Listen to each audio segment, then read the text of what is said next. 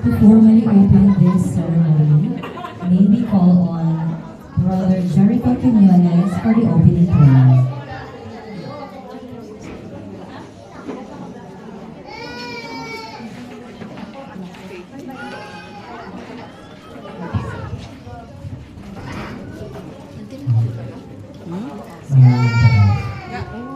Babae may nakaupo dito. Aming pagmahal na masalamat kami po ay nagpapasalamat sa magandang hapon na ito na pinagdalawin po sa amin. Nagpapasalamat po kami sa lahat po na nagdalaw at para po sa wedding ni Ate Bas and Logan. Nagpapasalamat po kami sa presensya ng Banal na Espiritu sa hapon na ito.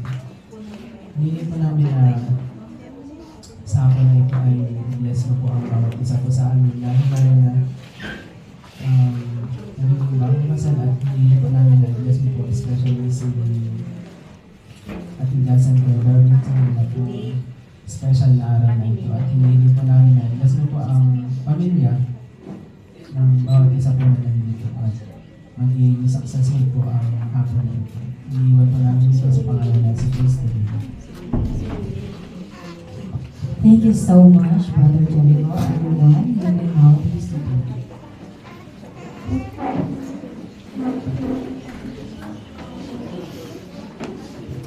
At this moment, we will hear an inspiring messages from the people dear to the couple. To give the first message, let us welcome the first speaker.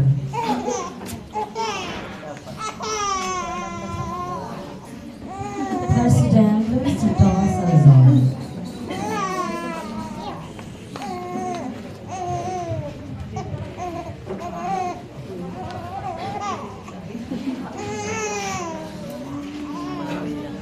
Maoy na.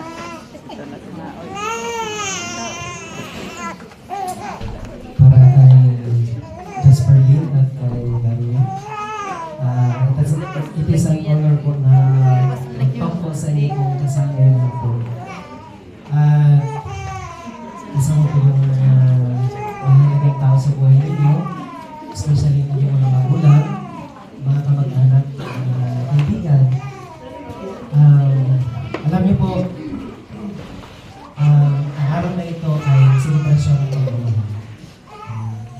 So kaya po, gusto ko pong bahagi po ngayong hapon tungkol sa kasal. Gaano kaganda ang pag-iisang. So nais ko pong basahin sa inyo dito. Sabi po dito sa isa sa mga article po na nabasa ko po. Patungkol po sa kasal. Sabi po dito, marriage partners must be loyal to one another and faithful in their marriage covenants in thought, word, and deed. So, napakahalaga po para sa pag-isang ibig nyo magsisimula ngayon, mamaya na si President po. Kailangan talaga na maging tapat kayo sa bawat isa. Sa salita natin, sa inisip natin, at sa gawa natin. Sabi po ng Diyos, the Lord has said, thou shalt love thy wife with all thy heart, and shalt cleave unto her, and none else. So, sabihin talagang siya lang ang mamahalin sa buong buhay. Hindi si Jasper Lin at si Jasper Lin sa litan. So, ano yung sinasabi po ng praise po na ito? Sabi po nito, the praise none else teaches that no person, activity, or possession should ever take precedence over the marriage relationship. So, ibig sabihin ng else, wala nang iba na magiging tapat ka kundi sa bawat isa sa inyo. So, walang ibang mga ari-arian man yan, ang mga possession na mayroon po kayo, kung hindi ang pinakamahalaga po ang inyong kasama. Okay po. Sabi po dito, married couple should stay away from anything that could lead to unfaithfulness in any way. So, as much as possible, lumayo tayo sa mga tentasyon para sa ating, para sa inyong kasama. Sige po. So, lastly po, gusto ko pong i-share po sa inyo ito.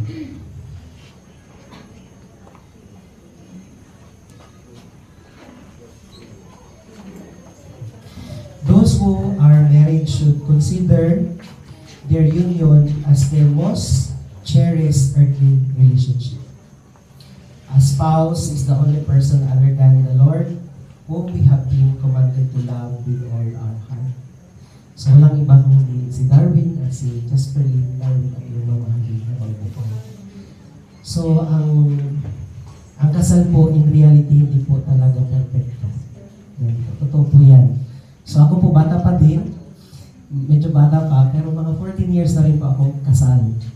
So parang minsan na iniisip ko, ano ba yung pwede kong i-counsel sa inyo bilang mag-asawa. Pero siguro po yung isang salita po na gusto kong sabihin sa inyo is about communication.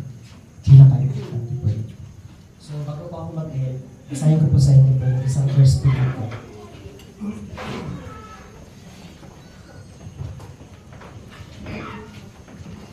Sa James 1 verses 19 to 20. Sabi po dito, let every man be swift to hear, slow to speak, slow to wrath. So, mahalaga po na lahat ng ating komunikasyon na sasabihin o mga salitang sasabihin natin sa ating mahal sa buhay ay kailangan po iisipin po natin kung yun ba ay makakabuti, kung sasabihin ko ba ito masasaktan siya, or kung sasabihin ko ito magagalit siya sa akin. So pero minsan po, kailangan natin sabihin din yung mga katotohanan para sa ating asawa, para din ma-change natin yung mga bagay na kailangan nating baguhin